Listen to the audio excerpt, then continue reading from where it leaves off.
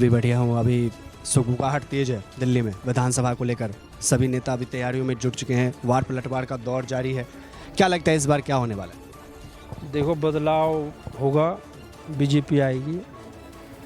जब आम पार्टी का कहना ये है कि एलजी काम में दिक्कत देती है तो बीजेपी को आ जाना चाहिए और केजरीवाल अपना आप कह दे कि आप ही आ जाओ तो अच्छा है, बदलाव आएगा।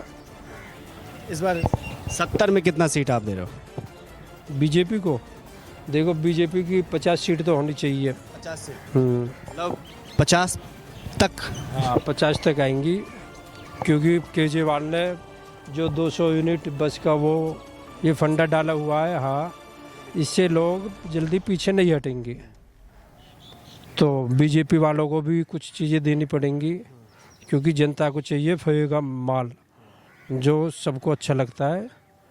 तो इतनी जल्दी केजरीवाल चीज कर रहे हैं वो कंटिन्यू बनाना पड़ेगा तो ही जाके वो सत्ता में परिवर्तित हो पाएगा। हाँ, बीजेपी को भी 200 यूनिट देनी चाहिए। पिछले बार जो है मनोज तिवारी जब दिल्ली प्रदेश के बीजेपी प्रदेश के अध्यक्ष थे तो उन्होंने कहा था कि हम 400 यूनिट देंगे, लेकिन फिर भी वो आ नहीं। उन्होंने बोला था, कोई ऐसी लिखित में या कुछ ऐसे कुछ नहीं दिया। नहीं, उन्होंने अपने मैनिफेस्टो में जिक्र किया था इसका। तो उसमें कुछ लिख के दिया तो उन्होंने, मैनिफेस्टो में जिक्र किया था इसका। तो ये पता नहीं कैसे क्या हुआ। बाकी वो देंगे तो आएंगे। हाँ, अच्छा, आपके हिसाब से क्या रहने वाले होना चाहिए कि मुद्दा ये होना चाहिए, इस पर वोट करना चाहिए पब्लिक को? मुद्दा देखो साफ सफाई हो और ये दंगे ना हो। जो दंगे है आजकल हिंदू मुसलमान में बहुत ज़्यादा है। दिल्ली में तो इसके लिए मुझे लगता है कि नहीं हो रहा है ये सब चीज़ें। शांति है बाकी। लेकिन लॉ एंड ऑर्डर का जो यहाँ पे मसला है वो सेंटर के हाथ में है। तो इसमें यदि दिल्ली में कोई पार्टी भी सरकार में आती है तो उसके हाथों में कंट्रोल होगा नहीं।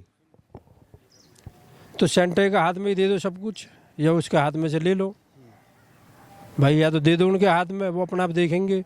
लॉ एंड ऑर्डर का जो मामला होता है दिल्ली में वो सेंटर के हाथ में होता है। यही तो मामला फंस रहा है यहाँ पर।